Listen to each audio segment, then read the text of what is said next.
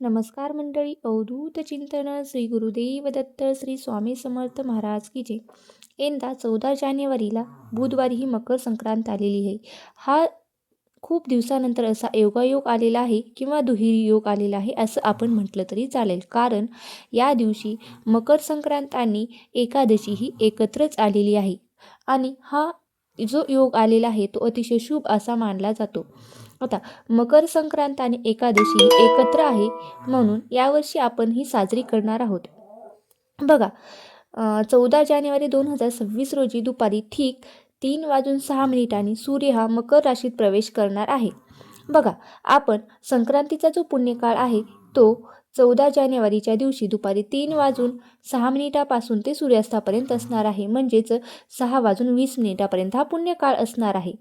बघा आता तर यावर्षी मकर संक्रांत आणि एकादशी ही एकाच दिवशी असल्यामुळे आता काय करायचं आहे आणि काय करायचं नाही, किंवा मकर संक्रांत आणि एकादशी एकत्र आल्यास काय करावे, काय करू नये, आणि तसेच एकादशी आणि उपवास एकत्र आल्यास काय करायचं, काय खायचं नाही, पूजा कशी करायची आणि दान कशाचं करायचं, उपवास करायचा की ज्यांना उपवास आहे त्यांनी काय खायचं आणि ज्यांना उपवास नाही त्यांनी काय खायचं, या सर्व प्रकारची उत्तरे आपण या प्रश्नांची उत्तरे याच्या व्हिडिओच्या माध्यमातून जाणून घेणार आहोत. तर बघा संक्रांत म्हणजे काय, तर संक्रांत म्हणजे सूर्य जो असतो तो धनु राशीतून मकर राशीमध्ये प्रवेश करतो, तो दिवस म्हणजे मकर संक्रांत असतो. बघा त्या दिवशी दान, सूर्यपूजा, जप तप यासाठी अत्यंत शुभ असा दिवस मानला जातो. आता एकादशी म्हणजे काय, तर एकादशी म्हणजे भगवान विष्णू आणि विठ्ठल यांना अत्यंत प्रिय असलेली तिथी. तर या दिवशी उपवास, नामस्मरण, हरिपाठ, अभंग या गोष्टींना खूप असं महत्त्व असतं. हे केल्यामुळे आपल्याला मोठं पुण्य प्राप्त होतं. या दिवशी श्रीहरी विष्णूंची पूजा आणि स्तोत्र जर आपण वाचलं, पठण केलं तर त्याचं पुण्यसुद्धा आपल्याला मिळत असतं. सकाळी लवकर उठून आंघोळ करायचं, या दिवशी विष्णू सहस्त्रनामाचं पाठ करायचं.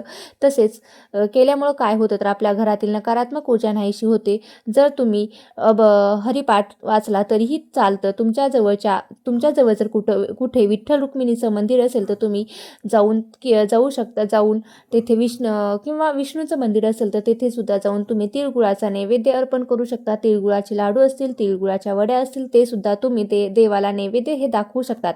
आता विठ्ठल हे भगवान श्रीहरी विष्णूंचंच रूप आहे, त्यामुळे संक्रांतीच्या दिवशी हा नैवेद्य दाखवल्याने आपल्या जीवनात गोडवा येतो आणि आपल्यातील जी काही कटुता असते ते आपल्यातली निघून जात असते. आता संक्रांत आणि एकादशी एकाच दिवशी आल्यामुळे त्याचे नियम काय आहेत, तर जेव्हा दोन महान तिथी एकत्र येतात तेव्हा शास्त्रानुसार एकादशीला प्राधान्य दिलं जातं आणि मुख्य म्हणजे उपवास हा एकादशीचाच असावा आणि तो एकादशीचाच करावा.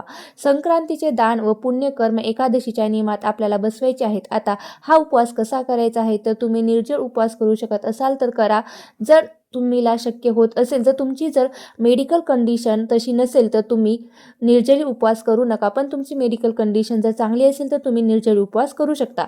बघा पण शक्य होत नसेल तर तुम्ही फलाहार घेऊन सुद्धा, म्हणजे जे उपवास करतात त्यांच्यासाठी सांगत आहेत, त्यांनी फलाहार घेऊन सुद्धा केलं तरीही चालतं. बघा तांदूळ, गहू, ज्वारी, बाजरी टाळावीत. साबुदाणा, फळे, ताक हे मात्र घेतलं तरीही चालतं. आणि दिवसभर आपल्याला रामकृष्ण हरी याचं नामस्मरण करायचं आहे किंवा पांडुरंगाचा जप करायचा आहे, विठ्ठलाचा जप करायचा आणि हरिपाठ सुद्धा म्हणायचा आहे. आता पूजा कशी करायची आहे बघूया. आपण सकाळी लवकर उठायचं, म्हणजे ब्रह्ममुहूर्तावर उठायचं, स्नान करायचं, सूर्यदेवाला हे अर्घ्य द्यायचं. कारण या दिवशी सूर्यदेवाची पूजा करणे खूप असं महत्त्वाचं असतं. कारण सूर्याची कृपा ही आपल्यावर राहावी म्हणून. आणि सूर्यदेवाला अर्घ्य द्यायचं किंवा जल अर्पण करायची, पूजा करून घ्यायची. आपल्याला देवघरात दिवा लावायचा आहे. नंतर श्री विठ्ठलाची आणि विष्णूची पूजा करायची आहे. तुळशीपत्र आपल्याकडे असेल तर तुळशीपत्र सुद्धा विठ्ठलाला अर्पण करायचं, कारण तुळशीपत्र विठ्ठलाला हे खूप प्रिय असतं. पुन्हा पंचामृताने आपल्याला अभिषेक करायचा आहे आणि संध्याकाळी दीपदान हे हरिनाम जप, अभंग, कीर्तन म्हणायचे आहेत. आता बऱ्याच जणींना असा प्रश्न पडतो की मकर संक्रांती संक्रांतीला सत्यनारायण करा असं म्हणतात. मग या दिवशी एकादशी आहे, तर मग कसं करायचं? तर एकादशीच्या दिवशी सत्यनारायण पूजा करणे अत्यंत शुभ मानलं जातं, कारण भगवान विष्णूंचाच एक अवतार असलेली सत्यनारायणाची पूजा आहे. एकादशी आल्यामुळे त्याचे विशेष असं आध्यात्मिक लाभ सुद्धा हे आपल्याला मिळत असतात. तर या दिवशी तुम्ही सत्यनारायण सुद्धा करू शकतात. आता 11 वर्षानंतर असा हा योग, दुहेरी योग जुळून आलेला आहे, तो म्हणजे एकादशी आणि मकर संक्रांती एकाच दिवशी आलेली आहे. तर याचा आपल्याला लाभ घ्यायचा असेल तर या दिवशी आपल्याला तिळाचे 6 प्रकारचे दान आपण करायचे आहेत, किंवा ते आपण कसे करायचे आहेत बघा. 14 तारखेला तुम्हाला काय करायचं आहे की मकर संक्रांतीची पूजा ही नेहमीसारखीच करायची असते, त्यामध्ये काही आपल्याला बदल करायचा नाही. तसेच या दिवशी तुम्ही हळदी कुंकू सुद्धा करू शकतात, किंवा जर तुम्हाला काही अडचण असेल तर तुम्ही मकर संक्रांतीच्या नंतर रथसप्तमीपर्यंत कधीही तुम्ही हळदी कुंकाचा कार्यक्रम करू शकतात. मकर संक्रांतीच्या दिवशी विवाहित जी महिला असते ती सुगड पूजा करत असते. नेहमीसारखंच तिला नेहमीप्रमाणेच ही पूजा करायची आहे. आता एकादशीचा उपवास करतात त्यांना नेहमीसारखंच एकादशीचा उपवास करायचा आहे. एकादशीला हे तिळगुळ खाल्ले जातात, त्यामुळे एकादशीच्या दिवशी तुम्ही हे तिळगुळ खाऊ शकतात. खाल्ल्यामुळे आपली एकादशी वगैरे काहीही सुटणार नाही, त्यामुळे तुम्ही एकादशीच्या दिवशी हे तिळगुळ खाऊ शकतात. आता जो पुण्ययोग जुळून आलेला आहे किंवा दुहेरी योग जुळून आलेला आहे, त्या योगामध्ये जर काही विशेष साधना किंवा विशेष दान केलं तर आपली जी काही अडलेली कामं होतात ते पूर्ण होत असतात, आणि आपलं जे 7 पिढ्यांचं दोष आहेत ते सुद्धा दूर व्हायला आपल्याला मदत होतं. आता काय करायचं आहे तर संक्रांत आणि एकादशी एकाच दिवशी आल्यामुळे आपल्याला दानाचं हे दुप्पट सुद्धा फळ आपल्याला मिळत असतं, कारण दुहेरी योग जुळून आलेला आहे. दानासाठी उत्तम वस्तू आपल्याला ह्या द्यायच्या आहेत. त्यात तीळ, गूळ, उबदार कपडे, उदाहरणार्थ ब्लँकेट, चादरी, म्हणजे जे काही उबदार कपडे असतात, स्वेटर वगैरे तुम्ही देऊ शकतात. फक्त फाटके कपडे हे द्यायचे नाहीत, चांगले कपडे घेऊन द्यायचे. त्यात तुम्ही तांदूळही देऊ शकतात.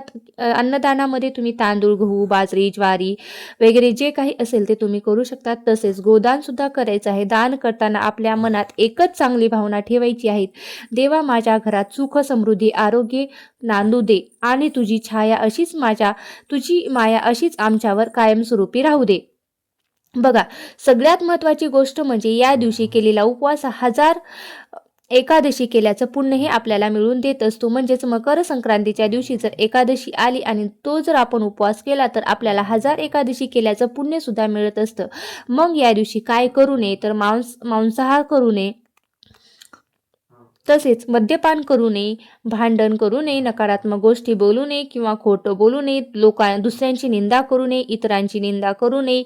या गोष्टी आपल्याला टाळायच्या आहेत. आणि काय करायचं आहे तर विठ्ठलाचं नामस्मरण करायचं आहे. जीवनातील अडथळे दूर व्हावे म्हणून विठ्ठलाला प्रार्थना करायची आहे. तसेच या दिवशी आपल्याला तुळशीची पाने सुद्धा तोडायची नाहीत. तसेच या दिवशी आपण भात देखील खाऊ नयेत.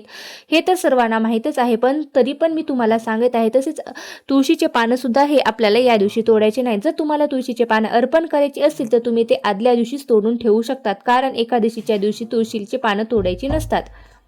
यावर्षी म्हणजे 2026 मध्ये संक्रांत आणि एकादशी ही एकत्र आलेला फार दुर्मिळ योगायोग आहे.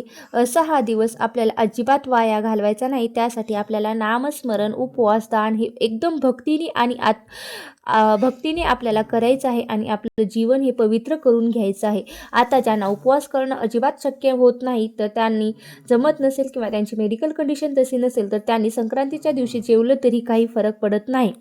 आता सगळ्यांनाच उपवास करणं हे शक्य होत नाही, तर मग संक्रांतीच्या दिवशी कोणते पदार्थ आपण खाऊ शकतो ते आपण बघूया. आता कोणते पदार्थ शुभ मानले जातात, कारण पदार्थामागे सुद्धा धार्मिक आणि सांस्कृतिक तेवढंच ही कारण आहे. बघा, संक्रांत म्हणजे नुसता सण नाही, तर ऋतुबदलाचा, दानधर्माचा आणि गोडवा वाढवणारा हा दिवस आहे.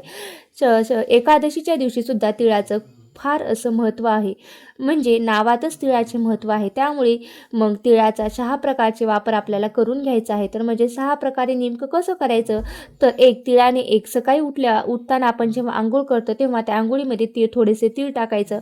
तीळ आंघोळ करण्याच्या आधी जे आपण उटणं लावत असतो, म्हणजे दुसरं जे उटणं लावणार आहे तर त्या दिवशी आपल्याला तिळाचं उटणं लावायचं आहे. पुन्हा आपण जर घरात होम करत असाल तर त्या होमामध्ये थोडेसे तीळ टाकायचे आहेत आणि तिळाचं तर्पण करायचं आहे. त्यामुळे काय होतं तर आपल्या पितरांना तर्पण केल्यासारखं होतं. तसेच तिळाचं दान करायचं आहे आणि तिळाचं भक्षण करायचं आहे, म्हणजे खायचं आहे. असं 6 प्रकारे आपल्याला या तिळाचा वापर करायचा आहे. मकर संक्रांतीपासून सूर्य हा धनु राशीतून मकर राशीत प्रवेश करत असतो. हा दिवस म्हणजे आपल्याला उत्तरायणाची सुरुवात अशी मानली जाते. या दिवसापासून थंडी जी आहे ती थोडी थोडी कमी होऊ लागते आणि दिवस हा तिळतिळाने मोठा होत असतो. म्हणजेच डिसेंबर जानेवारीमध्ये शरीराला उष्णता देणारे पदार्थ आपण खात असतो आणि मकर संक्रांतीपासून आपण गोड बोलण्याचा सुद्धा संकल्प करत असतो. तसेच असं आहे की पृथ्वीशी जे आपलं नातं आहे आणि भोगीची भाजी संक्रांतीच्या आदल्या दिवशी जी करत असतो ती भोगीच्या भाजीत असतात वांगी, गाजर, मटार, सगळ्या प्रकारच्या पापड्या, भाज्या, बोरं, गाजर, पेरू ह्या सगळ्या भाज्या मिळून आपण जी भोगीची भाजी तयार करत असतो. या दिवसात भरपूर प्रमाणात येत असते. निसर्गाने दिलेले भरपूर आपल्याला हे अन्न उपलब्ध असतं. त्याचबरोबर आपण तिळाचे लाडू, वड्या खात असतो. शेंगदाण्याच्या पोळ्या, तिळाच्या पोळ्या, गुळणपोळी म्हणजे जे आपल्याला तसेच पुरणाची पोळीसुद्धा आपण खात असतो. म्हणजे जे सगळे पदार्थ आपल्या शरीराला उष्णता निर्माण करत असतात किंवा उष्णता देत असतात, जे आपण भरभरून खायचे असतात. म्हणून हा सुद्धा सण आपण मकर संक्रांत म्हणून साजरा करत असतो. तसेच संक्रांतीच्या दिवशी देवाला दाखवायला नैवेद्य तिळगुळ, बाजरीची भाकरी, पुरणपोळी, गुळ शेंगदाण्याची पोळी म्हणून तर ते सुद्धा तुम्ही दाखवू शकतात. म्हणजे जे उष्ण पदार्थ असतात ते संक्रांतीच्या दिवशी, संक्रांतीत थंडी असते त्यामुळे आपल्याला उष्ण पदार्थ हे सुद्धा आपल्याला नैवेद्य म्हणून दाखवायचे आहेत. आता संक्रांतीला देखील हे उष्ण पदार्थच दाखवायचे आहेत, कारण संक्रांतीला सुद्धा ही आपण अशा प्रकारे आपल्याला मकर संक्रांतीचा सण हा साजरा करायचा आहे. तिळगुळ घ्या, गोड गोड बोला आणि गोड गोड आठवणी ह्या तुम्ही साठवून ठेवा. अशा प्रकारे मी तुम्हाला सांगितलेली माहिती कशी वाटली मला कमेंट करून नक्की सांगा. जर व्हिडिओ आवडला असेल तर नक्की लाईक करा, शेअर करा आणि चॅनलवरती नवीन असाल तर चॅनलला सबस्क्राईब करून घ्या. श्री स्वामी समर्थ. जय जय स्वामी समर्थ.